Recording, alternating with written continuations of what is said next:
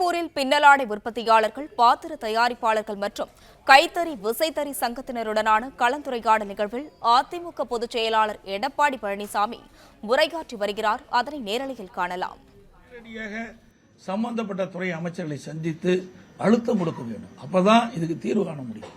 என்னதான் இங்க இருக்கிற தொழில் கூட்டமைப்பு இருந்தால் கூட சம்பந்தப்பட்ட அமைச்சருக்கு கொடுக்கலாம். ஆனா அவர்கள் குறிப்பிட்ட நேரம் தான் பேசி அவர்களுக்கு அந்த வாய்ப்பு தான் கொடுக்க முடியும். ஆனால் நாடாளுமன்ற உறுப்பினர்களை பொறுத்த வரைக்கும் இன்றைய தமிழ்நாட்டில் தேர்ந்தெடுக்கப்பட்டவர்கள், தமிழ்நாட்டில் இருக்கின்ற தொழிலதிபர்கள், தொழில் சார்ந்த பிரச்சனை குறித்து அவர் தாராளமாக எடுத்துச் சொல்லலாம். ஏன்னா அவர்கள் தேர்ந்தெடுக்கப்பட்டவர்கள். மக்களுடைய பிரச்சனை பேசுவதற்கு தான் அவர்கள் நாடாளுமன்ற உறுப்பினராக இருக்கிறார்கள். ஏன் மௌனம் சாதிக்கிறார் என்று எனக்கு தெரியல. இருந்தாலும் இது எப்படியா இருந்தாலும் நேரலையில் போகுது.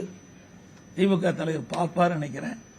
இனியாவது ஸ்டெப் எடுத்து இங்கே கோரிக்கை வச்சிருக்கிறாங்க, இந்த தொழிலுக்கு தேவையான கடன் உதவிகள்லாம் செய்ய வேணும்.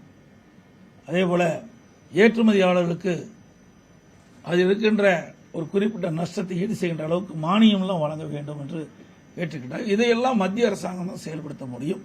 அந்த மத்திய அரசாங்கத்தை பொறுத்தவரை இன்றைக்கு தேர்ந்தெடுக்கப்பட்ட மக்களவை உறுப்பினர்கள் அழுத்தம் கொடுக்க வேண்டும். நாங்களும் செய்கிறோம், இல்லை என்று சொல்லவில்லை. ஆனால் நாங்கள் சொல்ற அளவுக்கு எங்களுக்கு அந்த வலிமை குறைவாக இருக்கின்றது.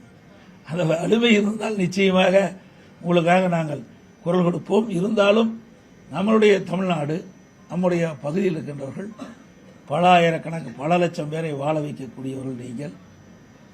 அப்படி பல குடும்பங்களை வாழ வைக்கின்றவர்கள் மட்டுமல்ல, நம்முடைய தொழில் சரிந்து விட்டால் அதை மீண்டும் ஈடு செய்வதற்கு மிகப்பெரிய காலம் ஆகும்.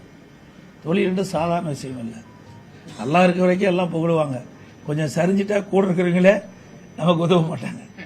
இது இயற்கை, யாரையும் குறை சொல்லல.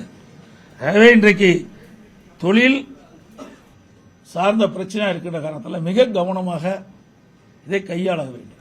பிளே ஸ்டோர் மற்றும் ஆப் ஸ்டோரில் இருந்து பாலிமர் செயலியை QR கோடு மூலம் பதிவிறக்கம் செய்யுங்கள். செய்திகளை உடனுக்குடன் பெறுங்கள்.